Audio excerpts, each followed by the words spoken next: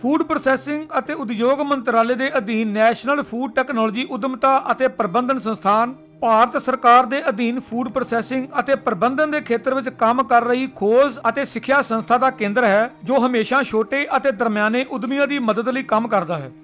Food processing ਉਦਯੋਗਾਂ ਦੇ ਮੰਤਰਾਲੇ ਦੀ ਹਮੇਸ਼ਾ ਇਹ ਕੋਸ਼ਿਸ਼ ਰਹੀ ਹੈ ਕਿ ਉਹ ਉਦਮੀਆਂ ਨੂੰ ਮਦਦ ਅਤੇ ਸਹਾਇਤਾ ਪ੍ਰਦਾਨ ਕਰੇ ਅਤੇ ਇਸ ਸੰਬੰਧੀ ਸਮੇਂ-ਸਮੇਂ ਉੱਤੇ ਉਹਨਾਂ ਨੇ ਕਈ ਯੋਜਨਾਵਾਂ ਸ਼ੁਰੂ ਕੀਤੀਆਂ ਹਨ।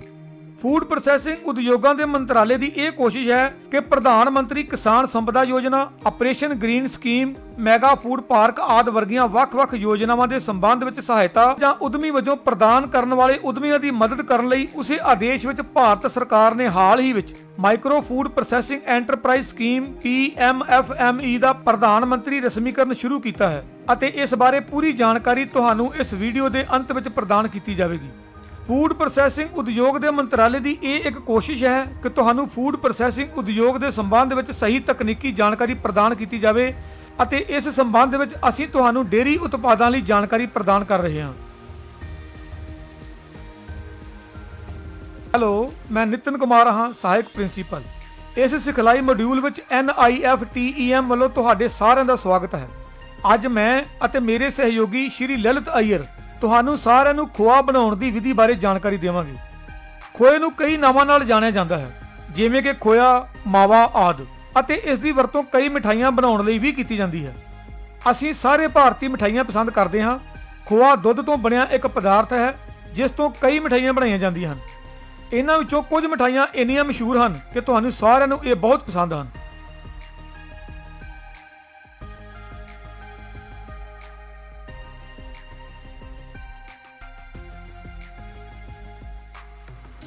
ਖੋਆ ਮੂਲ ਰੂਪ ਵਿੱਚ 3 ਕਿਸਮਾਂ ਦਾ ਹੁੰਦਾ ਹੈ: ਦਾਣੇਦਾਰ ਖੋਆ, ਢਾਬ ਖੋਆ ਅਤੇ ਪਿੰਡੀ ਖੋਆ। ਪਹਿਲਾਂ ਇਸ ਢਾਬ ਨੂੰ ਟਾਈਪ ਕਰੋ, ਜਿਸ ਨੂੰ ਅਸੀਂ ਕੱਚੇ ਮਾਵੇ ਦੇ ਨਾਮ ਨਾਲ ਵੀ ਜਾਣਦੇ ਹਾਂ।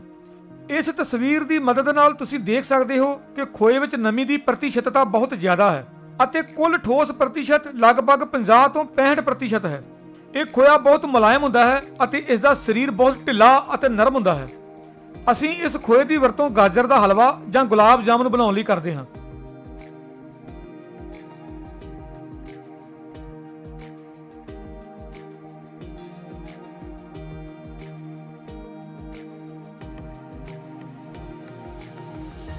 ਅਗਲੀ ਕਿਸਮ ਨੂੰ ਦਾਣੇਦਾਰ ਖੋਇਆ ਕਿਹਾ ਜਾਂਦਾ ਹੈ। ਇਸ ਵਿੱਚ ਢਾਬ ਨਾਲੋਂ ਥੋੜੀ ਘੱਟ ਨਮੀ ਹੁੰਦੀ ਹੈ ਅਤੇ ਠੋਸ ਪ੍ਰਤੀਸ਼ਤ ਵੱਧ ਹੁੰਦੀ ਹੈ। ਦਾਣੇਦਾਰ ਖੋਆ ਬਣਾਉਂਦੇ ਸਮੇਂ 0.002% ਸਿਟਰਿਕ ਐਸਿਡ ਮਿਲਾਇਆ ਜਾਂਦਾ ਹੈ, ਜਿਸ ਨਾਲ ਮਾਇਆ ਦਾਣੇਦਾਰ ਹੋ ਜਾਂਦੀ ਹੈ ਅਤੇ ਇਸ ਕਿਸਮ ਦੇ ਖੋਏ ਦੀ ਵਰਤੋਂ ਕਲਾਕੰਦ ਜਾਂ ਮਿਲਕ ਕੇਕ ਬਣਾਉਣ ਲਈ ਕੀਤੀ ਜਾਂਦੀ ਹੈ।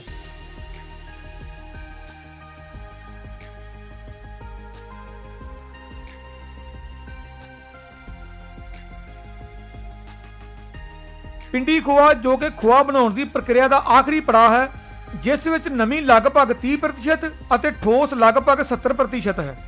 ਇਸ ਖੋਏ ਦਾ ਸਰੀਰ ਅਤੇ ਬਣਤਰ ਬਹੁਤ ਮਜ਼ਬੂਤ ਹੈ ਅਤੇ ਜਿੰਨਾ ਤੁਸੀਂ ਕਰ ਸਕਦੇ ਹੋ। ਤਸਵੀਰ ਵਿੱਚ ਦੇਖੋ, ਇਹ ਇੱਕ ਗੋਲਾਕਾਰ ਆਕਾਰ ਦੇ ਰੂਪ ਵਿੱਚ ਪਾਇਆ ਜਾਂਦਾ ਹੈ। ਇਸ ਖੋਏ ਨਾਲ ਅਸੀਂ ਖੋਏ ਦਾ ਬਰਫੀ ਪੇੜਾ ਆਦਿ ਬਣਾ ਸਕਦੇ ਹਾਂ।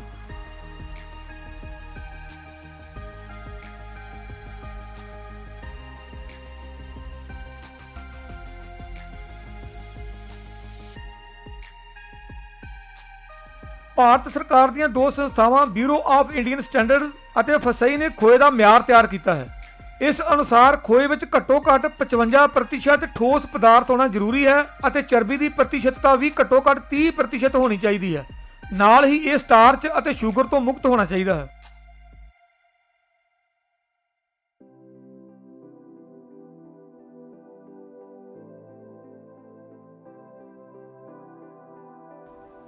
ਅੱਜ ਮੈਂ ਤੁਹਾਡੇ ਸਾਹਮਣੇ ਖੋਇਆ ਬਣਾਉਣ ਦਾ ਤਰੀਕਾ ਦੱਸਾਂਗਾ ਕਿ ਅਸੀਂ ਖੋਇਆ ਕਿਵੇਂ ਬਣਾਉਂਦੇ ਹਾਂ। ਇਸ ਲਈ ਮੈਂ ਕੀ ਕਰਾਂਗਾ ਕਿ ਜੋ ਦੁੱਧ ਮੈਂ ਲਿਆ ਹੈ ਉਸ ਵਿੱਚ ਚਰਬੀ ਦਾ 6% ਹੈ। ਇਸ ਵਿੱਚ ਮੌਜੂਦ ਦੁੱਧ ਨੂੰ ਆਪਣੀ ਹੀਟ ਊਰਜਾ ਦੀ ਵਰਤੋਂ ਕਰਕੇ ਕੇਂਦਰਿਤ ਕੀਤਾ ਜਾਂਦਾ ਹੈ। ਇਸ ਲਈ ਕੀ ਹੁੰਦਾ ਹੈ ਕਿ ਇਸ ਦੀ ਨਮੀ ਪ੍ਰਤੀਸ਼ਤ ਘਟ ਜਾਂਦੀ ਹੈ ਅਤੇ ਪ੍ਰਤੀਸ਼ਤ ਘੱਟ ਨਮੀ ਕਾਰਨ ਇਸ ਵਿੱਚ ਵੱਖ-ਵੱਖ ਰੂਪ ਧਾਰਨ ਕਰ ਲੈਂਦਾ ਹੈ। ਪਹਿਲਾਂ ਇਹ ਢਾਬ ਦਾ ਰੂਪ ਧਾਰਦਾ ਹੈ, ਫਿਰ ਦਾਣੇ ਦਾ ਅਤੇ ਫਿਰ ਇਹ ਪਿੰਡੀ ਦਾ ਰੂਪ ਲੈਂਦਾ ਹੈ। ਆਮ ਤੌਰ ਤੇ ਅਸੀਂ ਪਿੰਡਾਂ ਵਿੱਚ ਮੱਝ ਦਾ ਦੁੱਧ ਲੈਂਦੇ ਹਾਂ ਕਿਉਂਕਿ ਇਸ ਦੀ ਪੈਦਾਵਾਰ ਜ਼ਿਆਦਾ ਹੁੰਦੀ ਹੈ ਅਤੇ ਇਹ ਗਾਂ ਦੇ ਦੁੱਧ ਨਾਲੋਂ ਮਿੱਠਾ ਵੀ ਹੁੰਦਾ ਹੈ। ਇਸ ਲਈ ਪੁਰਾਤਨ ਕਾਲ ਵਿੱਚ, ਜਿਵੇਂ ਕਿ ਮੈਂ ਤੁਹਾਨੂੰ ਦੱਸਿਆ, ਅਸੀਂ ਲੋਹੇ ਦੀ ਕੜਾਈ ਅਤੇ ਲੱਡੂ ਦੀ ਵਰਤੋਂ ਕਰਦੇ ਸੀ। ਅਸੀਂ ਖੋਆ ਬਣਾਉਂਦੇ ਸੀ ਪਰ ਅੰਦਰ ਦੀ ਗਰਮੀ ਦਾ ਕੰਟਰੋਲ ਨਹੀਂ ਸੀ।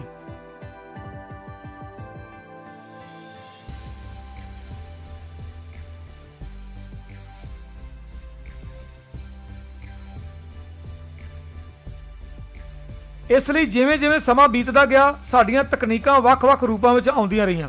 ਪਹਿਲੀ ਤਕਨੀਕ ਬੈਚ ਮਿਕਸਿੰਗ ਤਕਨੀਕ ਸੀ, ਜਿਸ ਵਿੱਚ ਅਸੀਂ ਕੀ ਕਰਦੇ ਸੀ ਕਿ ਅਸੀਂ ਇੱਕ ਭਾਫ ਜੈਕਟ ਵਾਲੀ ਉਬਾਲਣ ਵਾਲੀ ਕੇਤਲੀ ਦੀ ਵਰਤੋਂ ਕੀਤੀ ਸੀ ਅਤੇ ਅਸੀਂ ਉਸ ਵਿੱਚ ਗਰਮੀ ਨੂੰ ਕੰਟਰੋਲ ਕਰ ਸਕਦੇ ਸੀ।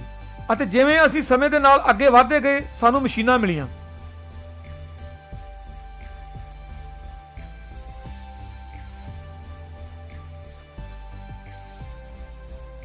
ਸਭ ਤੋਂ ਪਹਿਲਾਂ ਜਿਸ ਤਕਨੀਕ ਬਾਰੇ ਮੈਂ ਤੁਹਾਨੂੰ ਦੱਸਣ ਜਾ ਰਿਹਾ ਹਾਂ ਉਹ ਹੈ ਲਗਾਤਾਰ ਖੋਇਆ ਬਣਾਉਣ ਵਾਲੀਆਂ ਮਸ਼ੀਨਾਂ। ਇਸ ਵਿੱਚ ਕੀ ਹੁੰਦਾ ਸੀ ਕਿ ਸਾਡੇ ਕੋਲ ਸਕ੍ਰੈਪਰਾਂ ਵਾਲਾ ਪ੍ਰੀ ਹੀਟਰ ਸਿਲੰਡਰ ਹੁੰਦਾ ਸੀ ਜੋ 120 RPM ਉੱਤੇ ਘੁੰਮਦਾ ਸੀ। ਅਸੀਂ ਇਸ ਵਿੱਚ 30 ਤੋਂ 35% ਠੋਸ ਦੁੱਧ ਇਕੱਠਾ ਕਰਦੇ ਸੀ ਅਤੇ ਇਸ ਨੂੰ 10 ਤੋਂ 12 ਮਿੰਟ ਲਈ ਇਸ ਵਿੱਚ ਰੱਖਦੇ ਸੀ ਅਤੇ ਭਾਫ ਦਾ ਮੁੱਲ 3 ਕਿਲੋ ਫੁੱਟ ਪ੍ਰਤੀ ਸੈਂਟੀਮੀਟਰ ਵਰਗ ਹੈ। ਅਤੇ ਉਸ ਤੋਂ ਬਾਅਦ ਅਸੀਂ ਕੈਸਕੇਡ ਪੈਨ ਵਿੱਚ ਦੁੱਧ ਲੈਂਦੇ ਸੀ। ਕੈਸਕੇਡ ਪੈਨ ਵਿੱਚ ਅਸੀਂ ਇਸ ਨੂੰ 7 ਤੋਂ 8 ਮਿੰਟ ਲਈ ਰੱਖਦੇ ਸੀ ਅਤੇ ਉਸ ਵਿੱਚ ਸਾਨੂੰ 50 ਤੋਂ 55% ਖੋਆ ਮਿਲਦਾ ਸੀ।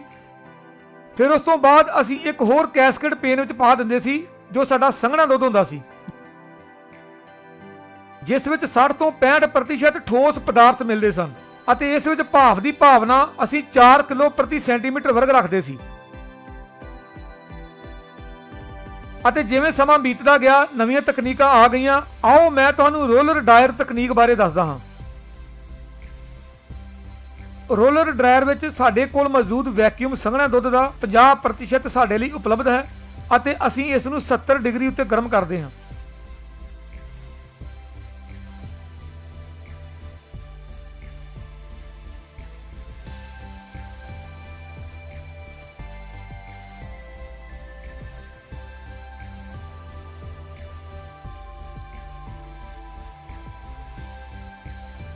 ਇੱਥੇ ਅਸੀਂ ਦੁੱਧ ਨੂੰ 10 ਤੋਂ 12 ਮਿੰਟ ਲਈ ਰੱਖਣਾ ਹੈ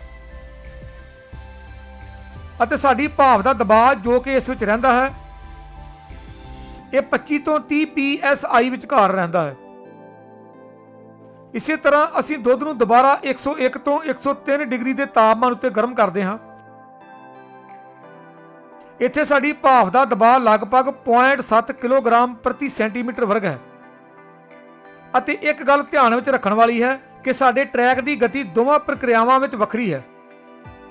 ਪਹਿਲੀ ਪ੍ਰਕਿਰਿਆ ਵਿੱਚ ਅਸੀਂ ਜੋ ਡਰਾਇਰ ਸਪੀਡ ਸੈੱਟ ਕੀਤੀ ਹੈ ਉਹ 17 ਤੋਂ 18 RPM ਹੈ ਅਤੇ ਦੂਸਰੀ ਪ੍ਰਕਿਰਿਆ ਵਿੱਚ ਇਹ 10 RPM ਹੈ। ਇਸ ਲਈ ਕਹਿਣ ਦਾ ਮਤਲਬ ਹੈ ਕਿ ਮਸ਼ੀਨ ਜੋ ਵੀ ਹੋਵੇ ਤੁਹਾਨੂੰ ਇਸ ਦੇ ਮਾਪਦੰਡਾਂ ਦਾ ਪਤਾ ਹੋਣਾ ਚਾਹੀਦਾ ਹੈ ਕਿ ਅਸੀਂ ਮਸ਼ੀਨ ਨੂੰ ਕਿਸ RPM ਉੱਤੇ ਘੁਮਾਉਣਾ ਹੈ, ਭਾਫ ਦਾ ਦਬਾਅ ਕਿੰਨਾ ਹੋਣਾ ਚਾਹੀਦਾ ਹੈ ਅਤੇ ਅਸੀਂ ਇਸ ਨੂੰ ਕਿਸ ਅਨੁਕੂਲ ਤਾਪਮਾਨ ਉੱਤੇ ਗਰਮ ਕਰਨਾ ਹੈ। ਇਸ ਲਈ ਇਹਨਾਂ ਚੀਜ਼ਾਂ ਦਾ ਖਾਸ ਧਿਆਨ ਰੱਖਿਆ ਜਾਂਦਾ ਹੈ। ਹੁਣ ਮੈਂ ਤੁਹਾਨੂੰ ਤੁਹਾਡੇ ਸਾਹਮਣੇ ਮਸ਼ੀਨ ਚਲਾ ਕੇ ਦੱਸਾਂਗਾ ਜੋ ਸਾਡੇ ਕੋਲ ਹੈ ਆਟੋ ਹੀਟਿੰਗ ਮਿਕਸਿੰਗ ਮਸ਼ੀਨ। ਇਸ ਵਿੱਚ ਸਾਡੇ ਕੋਲ ਉੱਪਰ ਸਕ੍ਰੈਪਰ ਜੁੜੇ ਹੋਏ ਹਨ। ਸਾਡੀ ਮਸ਼ੀਨ ਇਸ ਨੂੰ ਘੁਮਾਉਂਦੀ ਰਹਿੰਦੀ ਹੈ ਅਤੇ ਹੇਠਾਂ ਇੱਕ ਬਰਨਰ ਹੁੰਦਾ ਹੈ ਜਿਸ ਨਾਲ ਜੁੜਿਆ ਹੁੰਦਾ ਹੈ ਸਿਲੰਡਰ। ਹੁਣ ਮੈਂ ਦੁੱਧ ਦੀਆਂ ਥੈਲੀਆਂ ਨੂੰ ਇੱਕ ਇੱਕ ਕਰਕੇ ਆਪਣੇ ਪੈਨ ਦੇ ਅੰਦਰ ਰੱਖਾਂਗਾ ਜੋ ਕਿ ਮਿਕਸਿੰਗ ਪੈਨ ਹੈ।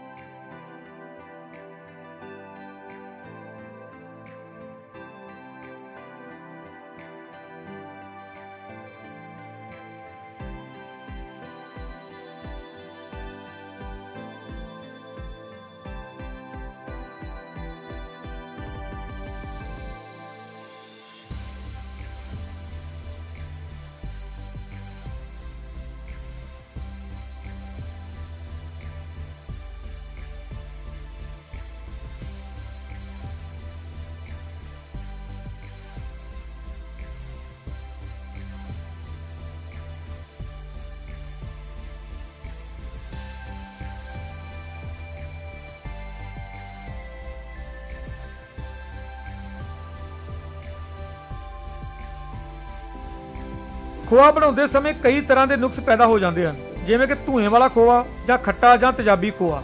ਕਈ ਵਾਰ ਖੋਏ ਦਾ ਸਰੀਰ ਬਹੁਤ ਸਖਤ ਹੋ ਜਾਂਦਾ ਹੈ, ਭੂਰੇ ਰੰਗ ਦੇ ਕਣ ਜਾਂ ਸੜੇ ਹੋਏ ਕਣ ਮੌਜੂਦ ਹੁੰਦੇ ਹਨ। ਇਹਨਾਂ ਸਭ ਦਾ ਉਪਾਅ ਇਸ ਪ੍ਰਕਾਰ ਹੈ। ਸਾਨੂੰ ਅੱਗ ਜਾਂ ਗੈਸ ਦੀ ਵਰਤੋਂ ਕਰਨੀ ਚਾਹੀਦੀ ਹੈ। ਤਾਜ਼ੇ ਮਿੱਠੇ ਦੁੱਧ ਦੀ ਵਰਤੋਂ ਕਰਨੀ ਚਾਹੀਦੀ ਹੈ। ਖੋਏ ਨੂੰ 5 ਤੋਂ 10 ਡਿਗਰੀ ਸੈਂਟੀਗ੍ਰੇਡ ਉੱਤੇ ਸਟੋਰ ਕਰਨਾ ਚਾਹੀਦਾ ਹੈ ਤਾਂ ਜੋ ਇਸ ਵਿੱਚ ਰਗੜ ਪੈਦਾ ਨਾ ਹੋਵੇ। ਖੋਇਆ ਸਰੀਰ ਨੂੰ ਅਨੁਕੂਲ ਬਣਾਉਣ ਲਈ ਖੋਆ ਬਣਾਉਂਦੇ ਸਮੇਂ ਇਸ ਵਿੱਚ ਚਰਬੀ ਦੀ ਪ੍ਰਤੀਸ਼ਤ ਦੀ ਮਾਤਰਾ ਅਨੁਕੂਲ ਹੋਣੀ ਚਾਹੀਦੀ ਹੈ ਅਤੇ ਖੋਏ ਦਾ ਗਰਮ ਕਰਨ ਦਾ ਤਾਪਮਾਨ ਬਹੁਤ ਜ਼ਿਆਦਾ ਨਹੀਂ ਹੋਣਾ ਚਾਹੀਦਾ ਹੈ।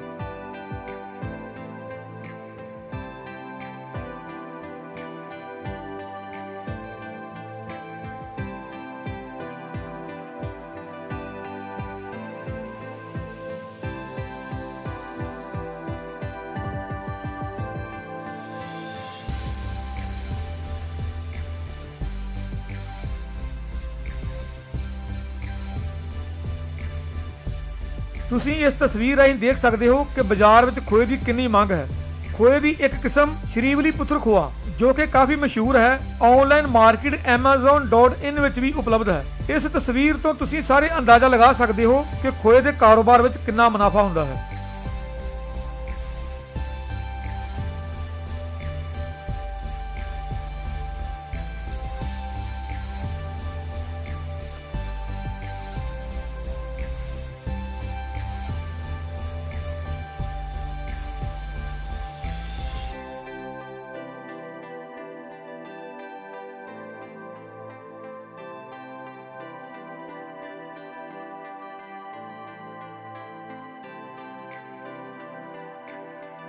ਆਓ ਹੁਣ ਮੈਂ ਤੁਹਾਨੂੰ ਪ੍ਰਧਾਨ ਮੰਤਰੀ micro food enterprise upgradation scheme PMFME ਬਾਰੇ ਦੱਸਦਾ ਹਾਂ, ਜੋ ਭਾਰਤ ਦੇ ਫੂਡ ਪ੍ਰੋਸੈਸਿੰਗ ਮੰਤਰਾਲੇ ਦੁਆਰਾ ਸ਼ੁਰੂ ਕੀਤੀ ਗਈ ਹੈ।